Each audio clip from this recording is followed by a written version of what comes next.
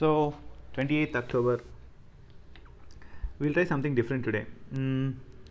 We'll take an essay, we'll read it, and let's evaluate the essay or analyze the essay, how good the essay is. So in this way, we'll try to understand the various nuances of essay writing, number one, and also what makes something a good essay, what makes something an inferior essay, what is flow, what is content, what is context. Several things we'll try to break down. So today's essay is about COVID-19 and the lockdown. Is the treatment worse than the disease? So very doable essay, but let's see how he began. So I already read the essay, but I'll read it once again and I'll try to explain what I liked and what I did not. Okay? So Lenin famously observed that there are decades where nothing happens and there are weeks where decades happen. To India and the world, the COVID-19 induced pandemic are some of such weeks. And as said, the sudden stall of the world wasn't due to a war or a disaster, but due to a microbe that is 1 by 10,000th of the full stop of the previous sentence. You see, what I phenomenally liked here is the starting passage. See how beautifully it describes what actually happened during the entire lockdown. We suddenly feel that lives have changed, jobs have changed, many have gone jobless, okay, domestic violence has raised, few became billionaires. All of that entire phenomena was just explained in very few words, to be precise in one single sentence. This will definitely catch the attention of the examiner. He'll think that yes, this guy has got the essence or is well prepared. Number one. Number two, see the last sentence of the first para. It says, this is due to a microbe that is 1 by 10,000th of the full stop of the previous sentence. What I did when I first read it was I immediately checked whether this guy had actually went for a full stop. So he is telling that it is 1 by 10,000th of this full stop. In a way, you see, it gives some sort of effect wherein kinesthetic effect wherein it's creating a sort of momentum that something really interesting is going to come. So far so good. Second para. What began as an outbreak in the wet markets of Wuhan was energized by the forces of globalization and soon spread over the world to become an epochal event in the recent history, a pandemic. We should have added an exclamation. So he understood that it is because of globalization and it started at Wuhan, okay, and it was an epochal event. Fine. Next, unprecedented events require unprecedented steps. Very good. One such was to prevent man from what he has always been, a social animal, and to distance himself from fellow infected beings, that is, to impose a lockdown. Lockdown refers to severely controlling the activities and the movement intended to physically distance people, thus prevent the spread of virus. So basically he was trying to explain what lockdown is, but in this first 4 lines he built a context to it. So he gave his understanding that man is a social animal.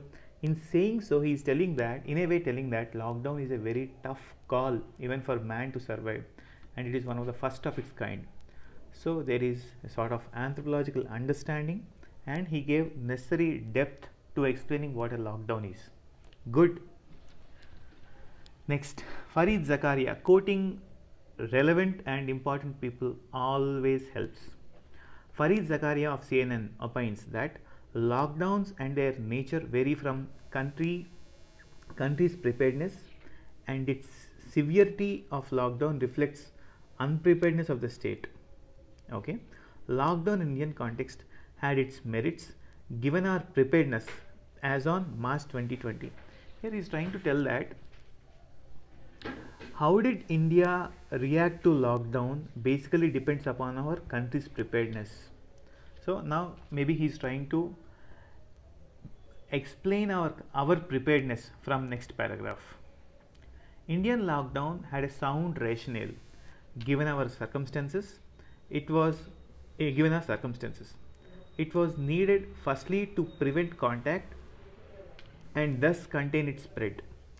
Secondly, lockdowns help us augment the capacity of healthcare sector in short term to fit the needs of COVID-19 treatment, like upscaling the beds in hospitals, increasing the ventilators.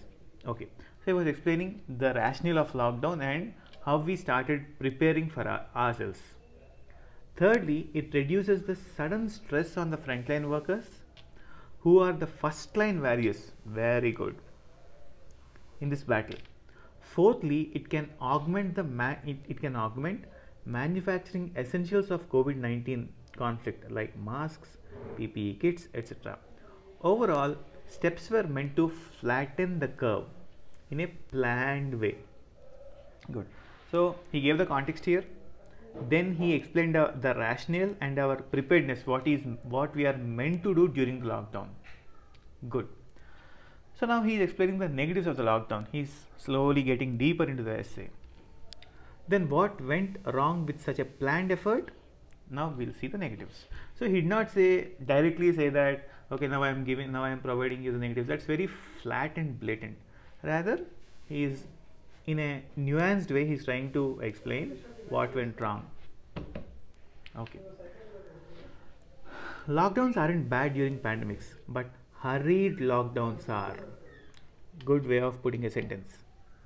As a New York Times editorial, good, pointed out, even the most efficient administration needs at least 3 days to enforce a lockdown. But India announced it all of a sudden to an unprepared nation. Good. Further, a frequent change of rules, a one-size-fits-all approach, without a proper deliberation of states, lack of coordination among center and states exacerbated the struggles in lockdown. Besides these, power misuse by few police forces and an infodemic as fake news made situations worse. See how many points are condensed, okay, very neatly and in a convincing manner in a single paragraph. In a way, it's dense, and as you read it, you will be able to imagine what all has happened during the lockdown and what negative has happened during lockdown. Any large shock impacts in a proportion to the state of world at that time. Okay, to understand the shocks of India's lockdown, we need to understand India as on March 2020. Good. So he's trying to explain how prepared we were. We were definitely unprepared. So he was trying to explain in a way how unprepared we were and how badly we were hurt because of our lack of proper preparedness. Mahatma Gandhi nudges us to assess a situation based on how deeply it impacted the most vulnerable. Two events perhaps summarizes all the suffering of one of India's most vulnerable, the migrant laborers. Very good. First, the gloomy night when a train ran away 6 migrants resting on railway tracks, tired after hundreds of kilometers of walk.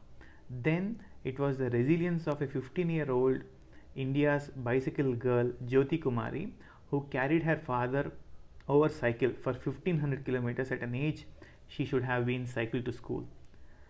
Good. What I liked in this page is the way he has narrated the story. You see a kind of story here, okay, about the plight of migrant workers. He just did not say that let's examine the plight of migrant. That's very childlike way of putting it, okay. Rather, he tried to narrate it in a story fashion. Quite good. Migrant labor who migrated to city not by choice, he is explaining what migrant labor are subtly, but by distress. Migration had to roll back to homes by foot since transport was suddenly cut and they had no means to sustain themselves. Perhaps their plight remains symbolic of the lockdown measure in India and shall haunt us for ages. Don't you find it don't you find the style similar to how Guha writes. Guha doesn't just state things; he'll narrate, as if you are talking to him or as if you are really listening to him. Listening a what you call audiobook of Guha, Ramchandra Guha is such a treat. So because the narration will take you through the entire set of events. Here this guy is trying to take us through the entire set of events by a particular way of narration. That's good. Okay. Then was the crisis of the, so here from now on he will be trying to explain the crisis of various vulnerable sections. Vulnerable sections you can directly relate to our GS2. So you can pick each of the section and explain how they were impacted. Then was the crisis of the vulnerable sections such as the old, Divyang, so and so. Next, he is explaining about education sector, how as the classes shifted online, there was a digital disconnect and digital illiteracy, etc. Next, about the women. A patriarchal India also saw unprecedented surge in the cases of domestic violence at home. And so, domestic violence. About the women now. NGOs as Prajwala's survey shows unprecedented domestic violence in recent years, the shadow, or also known as the shadow pandemic on the women in India. While the above cases make it clear that pandemic-induced injustice, while the above cases make it clear of a pandemic-induced injustices, the deeper, hidden, and systematic vices of the pandemic can only be understood by understanding what runs the world, the economy. Basically, he is trying to bring the economic factors. But before bringing the economic factors, he is trying to explain the significance of understanding the economic factors. So for that he has given this built up. Okay. Now on he explains three things. First he began with Milan Vaishnav. See number of people quoted here. First he quoted Lenin, then Farid Zakaria, then New York Times editorial, now Milan Vaishnav. Okay. Milan Vaishnav tried to conclusively prove that pandemic-induced lockdowns have pushed India and world economies to a cold storage. The moment you read this kind of words, you will feel that yes, this guy has not cooked up things, but rather he certainly read it from some standard source or from a good book. True he was, the numbers speak for themselves. The principal, now on he will be giving the various indicators. The principal indicators of macroeconomy shrunk like never before. GDP, gross fixed capital formation. See the number of stats written here. Those two are very important when you are explaining economy. Now he brings Arvind Subramaniam. Okay, and the four vicious cycles. Four vicious cycles. I've read this. That's fine.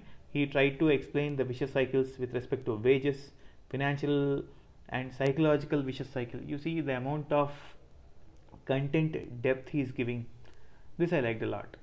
Next, UNCTAD's report on managing COVID-19 fluctuations for the world hence came up. Okay, he is giving proper some solutions. Okay, the basic solution he proposed was that one has to pump money or pump priming. What, and while asking the governments to pump money, suggesting, he also quotes Keynes, because Keynes is known for this kind of cycles, right? The advice he gave during Great Depression. So he quoted Keynes. Very good. Analysis of the issue. This is one para that I liked phenomenally. He says, analysis of the, so far the analysis, everything is done. Analysis of the above issues provides key to the way ahead. As Buddha said, wisely counseled, pain is unavoidable, but suffering due to pain is.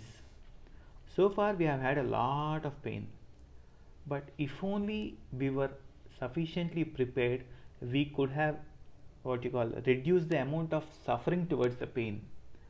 So before addressing what all preparedness should we take or should we make, he gave the context by beautifully quoting Buddha. So the way he used Buddha here to explain pain, suffering and preparedness is terrific. Okay. COVID-19 isn't the first pandemic, nor is it going to be the last. However, we can limit the suffering by various short, medium and long term. So for suggestions, he has divided the suggestions into short, medium and long. Good. Next, on short term, he explained income transfers, one nation, one ration, labor reforms, migrant labor, health security. See the density of information. On long term, as Farid Zakaria offers counsel in his books. So he quoted from a very good book. This book has become very famous, where Farid Zakaria speaks about the 10 lessons that we need to take for a post-pandemic world. Then he spoke about One Health. Then he spoke about pandemics are equal opportunity killers because they deepen the inequalities, they accentuate the inequalities, and he tried to give some suggestions. Next, failure of the US and success of, okay, he actually gave few suggestions from that book called Book of Farid Zakaria. That's a very good book, and he has listed some very good suggestions here. Good. And now comes the conclusion. A 1989 lecture of a virologist, Nobel laureate, lays the human context threadbare.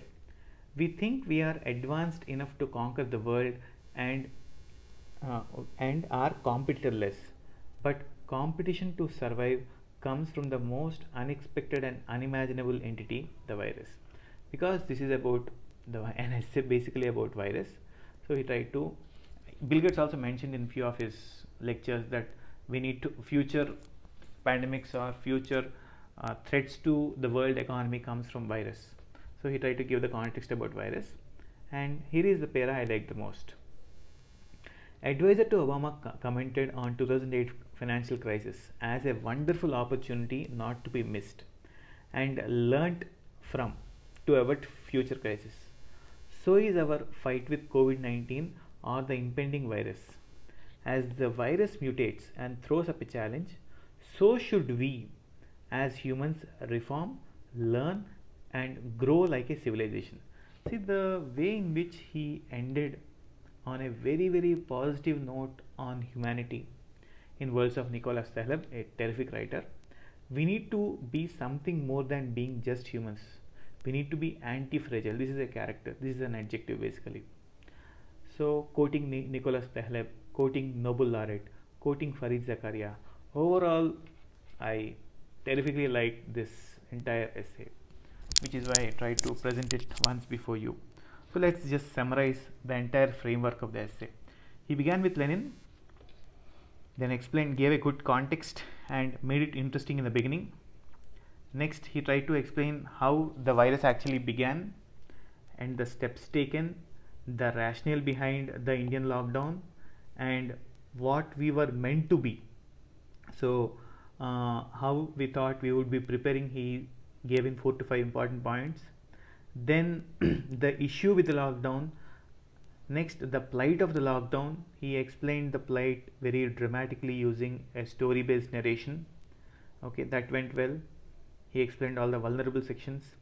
Then he explained the economic factors that took a beating with an elaborate discussion about all the various factors, education, and by quoting Milan Vaishnav, by quoting UNCTAD, by quoting the 4 vicious cycles by Arvind Subramaniam. He gave some solutions to that, and he gave some short term and long term measures.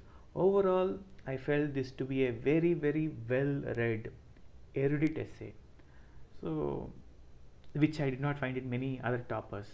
I think this would be of some help. Try it when you are free. Bye.